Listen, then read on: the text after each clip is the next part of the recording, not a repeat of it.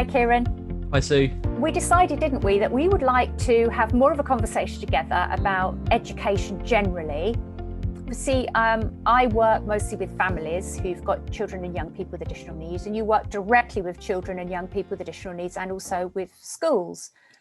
So it seemed like a really good idea for us to just spend a little bit longer over a series of conversations to just think a little bit about education and how it's working out. And obviously, we're currently in lockdown, which was recently announced. So we've had this recent announcement that schools were going to close. So that's created a lot of difficulties, hasn't it, Kieran? Yeah, it has. And I think that is the place to start, is to look at, where schools over Christmas were expected to put in place all of this kind of mass testing, so that children and staff were safe to come back. And then at the last hour, at the drop of the hat, they were just then expected to change their plans and go to an online kind of learning remit, which in practice, some people might look at it and think, actually, that maybe isn't too hard for schools just to do. But actually, there's so much that they have to then think about, let alone all the work that they were putting in over the Christmas period. And I think what it's highlighted again, Sue, is the lack of kind of, respect really for people who are in the education sector, and just the lack of support really at times that they've had. Although there have been some good people around that have tried to support schools, I think from the top downwards, it's been a bit of a shambles really, when it comes to schools. And I know that then, impacts on young people. And that's what we're hearing. These mixed messages, not really knowing where they're at, it can create a lot of anxiety. Yeah, and I've also been having a lot of conversations with families, but I just can't help feeling enormously sorry for schools, who I know that there's some teachers who've had to spend the whole of their Christmas period planning for this mass testing that they were expected to do, so no Christmas holiday. And then at the drop of a hat, notice from one evening that they would have to switch back to online learning, like with less than 24 hours notice. I think it's absolutely shocking. And like you say, that although schools have tried the online provision before, it's not the same as just, okay, we'll just switch over to that just at the drop of a hat. It takes a lot of work, doesn't it? But also, more than that, it's something about the changes that how they affect our children and young people, because obviously even the adults are finding this difficult. But what we know is an awful lot of children and young people with additional needs don't really cope as well with change as other children and young people would. They need a little bit more notice, a little bit more time. And when the lockdown has been announced in the way it has, it doesn't give anybody any time to prepare at all, does it? So that's tough, isn't it? It's really, really tough. And I feel like their views and their voices are forgotten about a lot of the time. I look across at other countries where it felt like children were a lot more involved in the conversation. So I'll use New Zealand as an example, actually, who now, I know, very different country, obviously, different amount of people and everything that people may say. However, I saw some great examples of how the Prime Mistress herself, she included children in a lot of the conversations. And actually, that's what young people keep telling me. A lot of the time, these decisions are made very quickly, as we've both said, without forward thinking of how is that going to affect a young person with ASD, for example. Now, schools are very resourceful, and actually I know from working with a lot of them that if they were given the time, then they could prepare videos, social stories, things to support young people, but they just haven't had the prep time to be able to do things like that, and that does impact on young people. Yeah, and I think that the media report and the government say that it's all about thinking about young people and they have a right to their education. And I can see that, if we get to the end of this lockdown and we look back from when the first lockdown started, it could well be that some young people have missed 6 months of being in school. And yet somehow I feel like the way it's discussed is much more of a political issue than it is thinking really about young people. Because as you say, if young people really were considered, they would have been consulted or asked or involved in some way in these decisions about what's the best way to deliver education for you. And that's just so lacking, isn't it? It is. And it's just a massive kick in the teeth then when you have MPs standing up in front of the media and saying to to report schools to Ofsted and all things like that, when actually, schools, the majority of the time, nearly all of the time, want all of the best for their young people. And actually, that support and the messaging, I think, goes, what you just said, Sue, is really, really key. The messaging is so wrong. They'll try and make it look in the media as if we really care about young people's futures and their education. But actually, the reason they make such late changes because they're looking at, critical workers, which obviously, yeah, it's very, very important. But the impact on the children's well-being and their education is almost the secondary thought.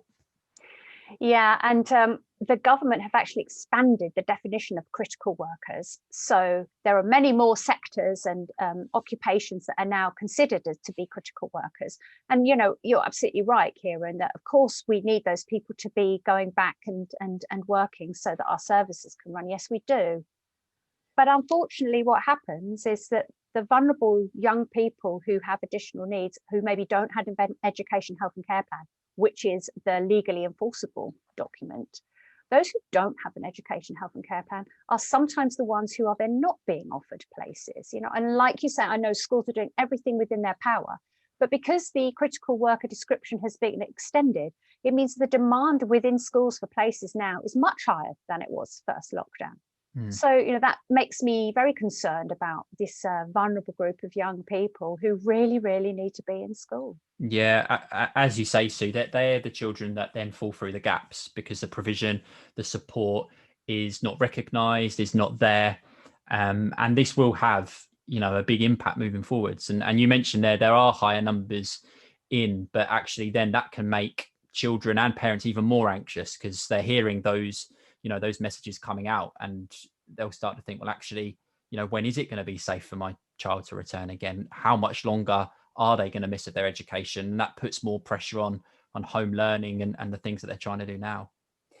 Yeah, I mean, the other part about home learning as well is it's not for everybody, is it? There's an awful lot of young people that can engage with it, but I know so many families who had to just give up trying to do any kind of homeschooling because their kids just couldn't do it. Yeah, no, absolutely. I know exactly the same. Even with, things that have been given to some families where there has been a scheme around laptops and trying to, engage families. I think, again, as it highlights, as it has done throughout this lockdown at different times, that there this kind of real social economic divide, where, some children and families not being able to access the laptop. So they might have the laptops, but there's been problems with them being able to download certain programs that, could enhance the home learning offer. Lower internet speeds, where again, that comes back to money and being able to, to afford some of those higher speeds. But ultimately, again, really, it's not school. Home is not school. And that I know as well, some young people that just will not engage. And that's what I said about the comments earlier, that the comments almost are reflected on, well, that might be lazy parenting, or, it's not good enough if they're not. But actually, we know, Sue, and from working within, special education, that is just not feasible. And actually, parents should never be made to feel guilty. For me, and from when I speak to young people, the most important thing at the moment is their well-being and being able to manage what is a very, very difficult situation for many adults, let alone, young people. Yeah, and it's exactly the same for families as well. The well-being of the families and the parents is paramount. And, the well-being of children and their parents go hand in hand. So you can't have one without the other. And, I said this in the first lockdown as well, parents are not teachers, and parents shouldn't really have to try to replicate being a teacher. It's just an unfortunate and difficult situation for everybody, isn't it?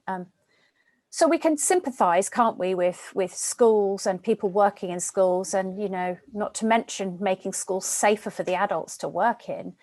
But my concern really is the vulnerable children, who are the ones who seem to miss out. They're the most negatively impacted. In fact, there was an Ofsted report into what had the impact been for young people with additional needs through COVID lockdown last time, and the Ofsted report showed that our cohort of young people that we're thinking about here were the ones that were the most negatively affected. So I feel like there's a lot that we need to do there to try and keep that story, that piece of information, the focus on the plight of children and young people with additional needs. I think we just need to keep doing all we can to make sure that those people are not forgotten. Yeah, 100%. I think that's important. Why, why we're having these conversations, Sue, is to, as you said, keep the story going. And I do feel as if sometimes vulnerable children and kind of minority child groups are often forgotten about. There's lots of real big issues out there in the world at the moment, and quite rightly they're being campaigned for and they're being driven. However, I do feel as if children with additional needs, there's not always that right push, or the same push that there may be for other campaigns, and I don't think that's fair. And I think we, as you say, we need to continue to highlight that even in what is a very difficult period. I guess if we're trying to think positively, Sue, we know that there will be some light at the end of the tunnel. However, that light seems to get dimmer and dimmer when all these difficulties are thrown the children's way. Yeah, and I think that my message really for the families that I work with out there is to get in touch with me, keep connected, tell me what's going on so that I can give you advice. I did 2 videos recently about the COVID situation and lockdown, with a guide to government guidelines and the children's law for families, so that parents can feel like they have the knowledge to be able to at least have a conversation, and just make sure for parents to go and speak to the school. If you're not happy with the provision that's been made for your child with additional needs, just go and have that conversation and use the resources that have been made available. So I would just hope that anybody would get in touch that needs support. Yeah, and I'll say the same for young people. Obviously, we always want to hear from young people about their experiences. We do want to listen to their voices, but also, to support them to connect with maybe their schools if they're not quite sure who to speak to. But also in February, we're going to be starting a Reach Out, Speak Out program, which is a confidence building program that we ran last year, just before the first lockdown, actually.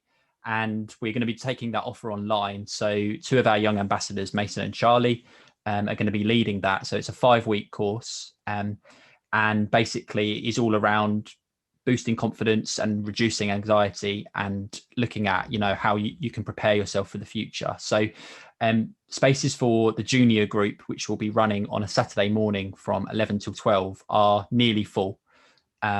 But we do have more spaces with our senior session, which will be running on a Wednesday from 6 till 7, starting the first week of February. If you want to find out the full details, you can visit our website, which is www.multischoolscouncil.org.uk, and you will find all the information there.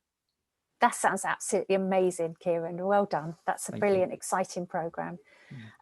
And I feel like let's try and end this conversation on a positive. So, we've talked about some of the difficulties here today about school closures and lockdown. But one thing that I really am keen to think about is, how can we learn from what has happened in this last year? What can we learn about education? What can we learn about what could work for the future based on what we've tried this time? So, yeah, maybe we can take that one up on our next conversation, Kieran. Definitely. I think in times of in need and in times of difficulty, you can always learn, as you said, so much, and it will be a time for us to look at, how can we start to include more children, and some of the things that have worked really well, actually, how can we then apply that so that the vulnerable children, as we've mentioned again, especially, can benefit from it.